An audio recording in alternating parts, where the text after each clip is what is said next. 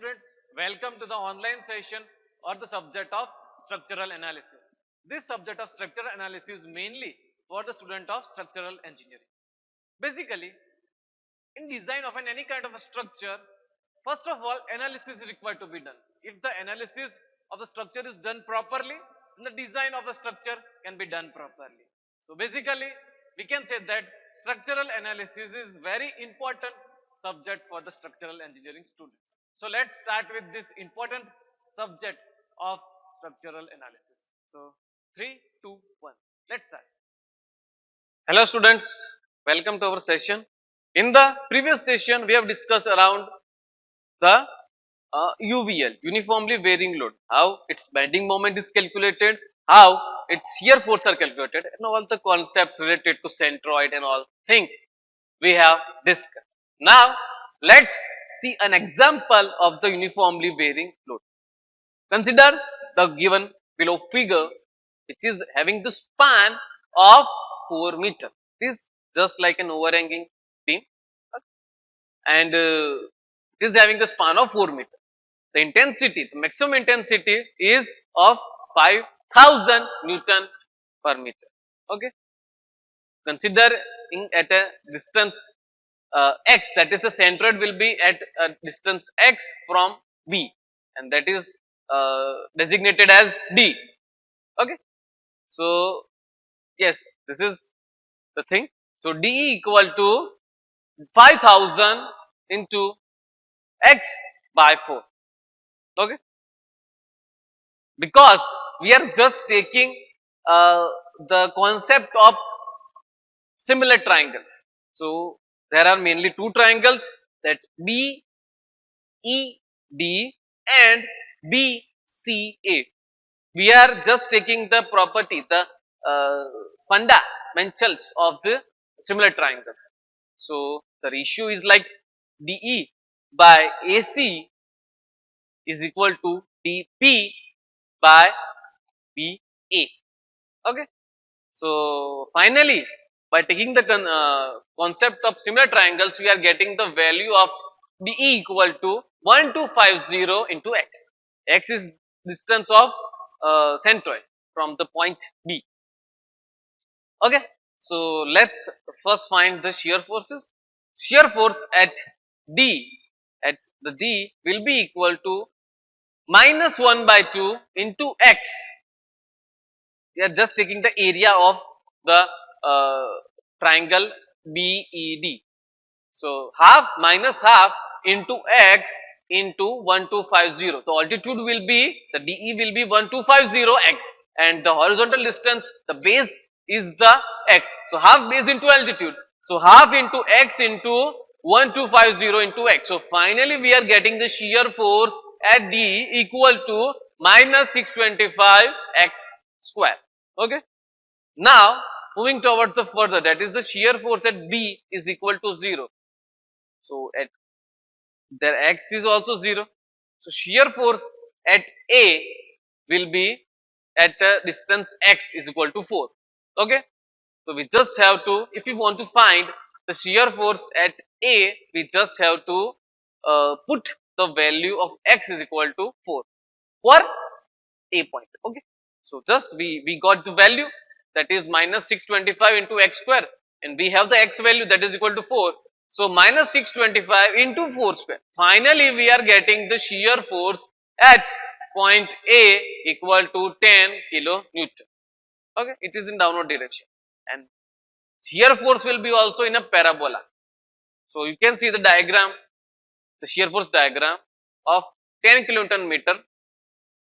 Okay, and it is a parabola. Now moving towards the bending moment. So bending moment here will be equal to minus half into dB into dE into dB by 3. Okay, means base by 3. Half into base into altitude, that is the area of the triangle, multiplied by the centroid, and centroid will be equal to at a distance dB by 3. So we have the value, that is minus 625 x square into x by 3, means half base into altitude. We already have done for the shear force at D, that we are getting it as a minus 625. We just have to multiply the this centroid distance into it, that is x by 3. So we have got the formula, that is minus 625 into x square into x by 3. And if we want to find the bending moment at point A, we just have to put the value of x is equal to 4. So after putting that value of x is equal to 4 in minus 625 x cube by 3, we are getting the value of minus 13.33 kilonewton turn. So you can see the bottommost diagram, that is the bending moment diagram, and it will be also a parabolic curve, and its maximum bending moment will be equal to 13.33 kilonewton into meter. So this is how we will be calculating it. Let's see another example. You can see beam AB. Okay, it is a simply supported beam. It is having the two supports A and B. Okay, and in between we are having the uniformly varying load and the point load. Uniformly varying load is having the intensity of maximum intensity of 300 kilonewton. Okay, and the point load is having the maximum intensity of the 150 kiloton. So total load acting on the two supports will be equal to 150 plus 300. Okay, half the base into altitude. So base distance is 3 meter and 350 is the distance. So finally we are getting the equivalent concentrated load of 300, and we have the point load of 150 kilonewton. So this is the total load. Now as our step says, we need to find the reactions. So that can be only found by taking the moment at any reaction. So particularly here we are taking the bending moment at A. So to take the bending moment at A, we have the reaction B. That is only the moment which is in anti-clockwise direction. Otherwise all the moments are in clockwise, because it is in downward direction. The loads are in the downward direction. So because of that, the bending moment will be in the downward direction. Okay. So yes, on the left side we will be taking on the left side of this equal to, we will be taking only the anti-clockwise moment, and on the right side we will be taking all the clockwise moments. So RB into the distance. So distance of B to A is 6 meters. So RB into 6, that and is equal, it will be equated to the all clockwise moment. So first clockwise moment will be of the point load 150, and distance from point load to A is 5 meter. So 150 into 5 will be the moment. Plus we have the UVL. So UVL, it is having the distance of it is having the intensity of 300 kilonewton, and we just have to take its distance. So it will be equal to, from the lesser end, its centroid will be at a distance of 2 by 3 into its span. So its span is 3 meter. So 2 by 3 into 3 plus extra span of 1 meter. So we have to take all this calculation, and after calculating it, after dividing, after multiplying it, after adding whatever what is needed in the calculation, finally we will be getting the reaction at B equal to 275 kilonewton.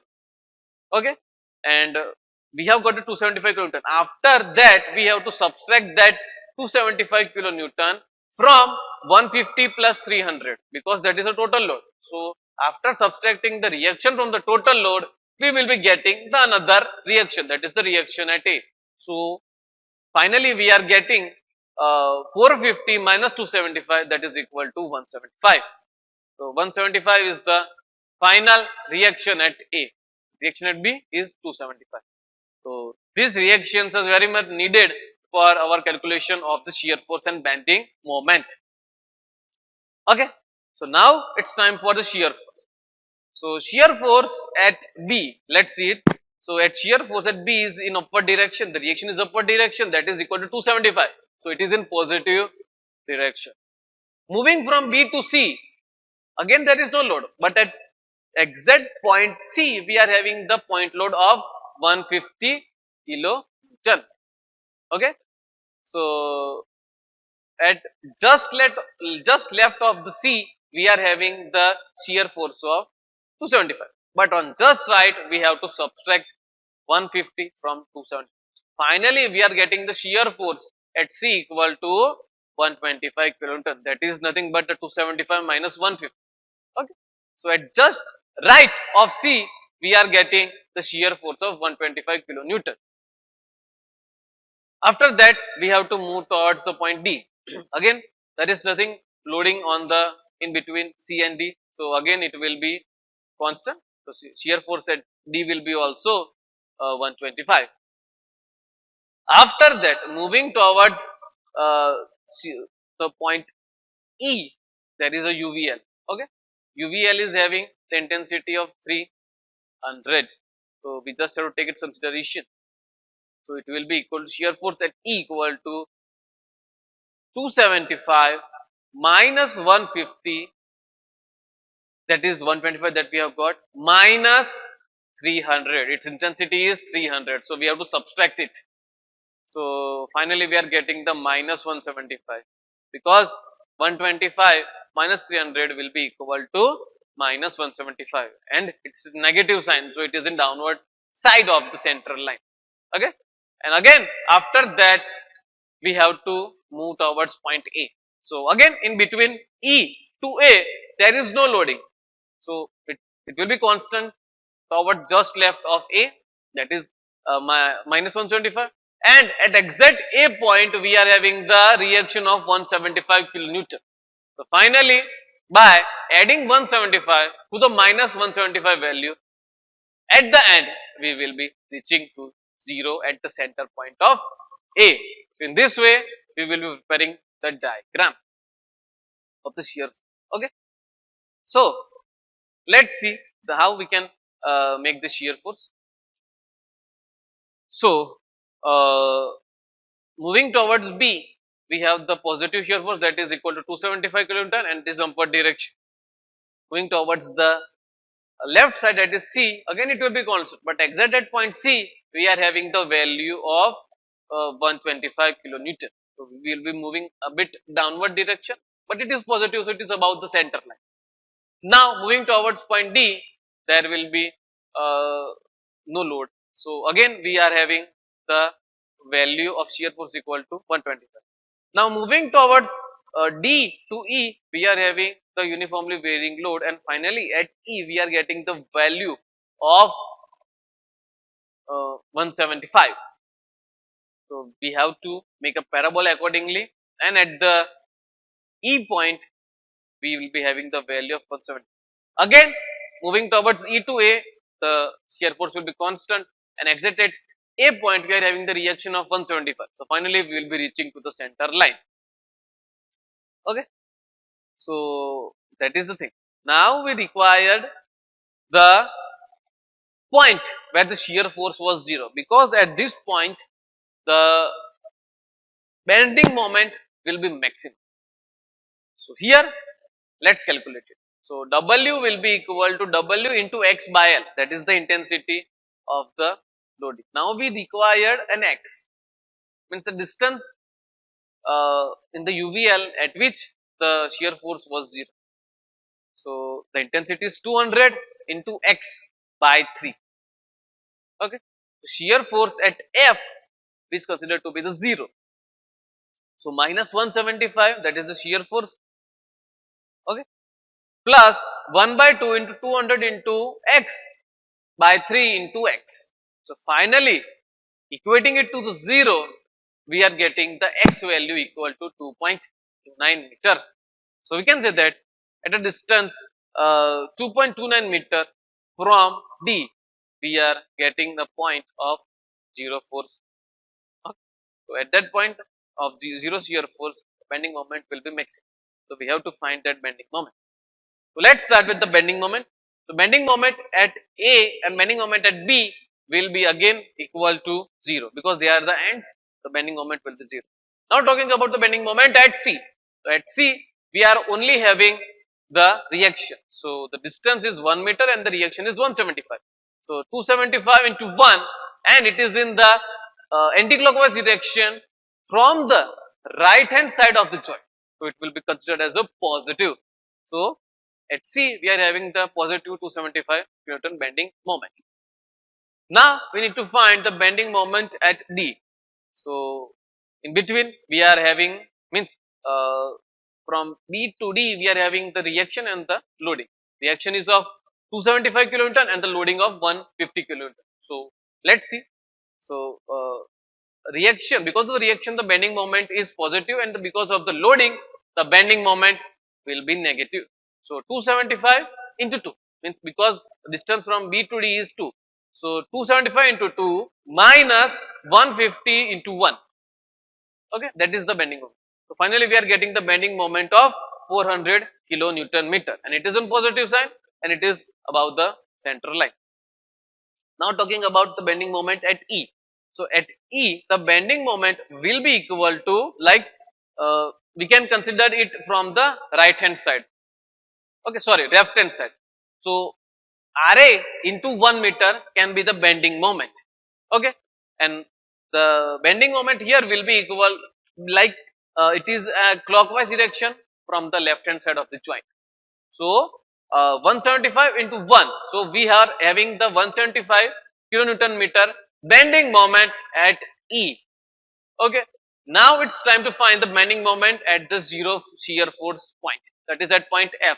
So let's find it. So we are at a point F, and we will be taking all the moments from the right side, that is from B to F. Okay, whatever the loading, whatever the reaction we are having, we will be considering it in finding the bending moment. So let's start with it. So finally we are having the bending moment at F will be equal to 175. Okay, I think we should take it from the right hand side, sorry, left hand side. That will be easier, because there are much more load and reaction from the right hand side. So we will be taking it from the A point only. Okay, so yes, starting with it, 175 into 1 plus 2.29, that is 3.2, that is the bending moment. Okay, minus 20 into 2.9, okay, into 2.29 into 2.29 by 3. Okay, so that is the, this basically we are equating, we are just equating, means converting that UVL into the point load, and we are multiplying by the lever arm, and lever arm will be equal to 2.2 by 3 into 2.29 by 3. Okay, so finally we are getting the bending moment of 442.32 kilonewton. So you can see the diagram.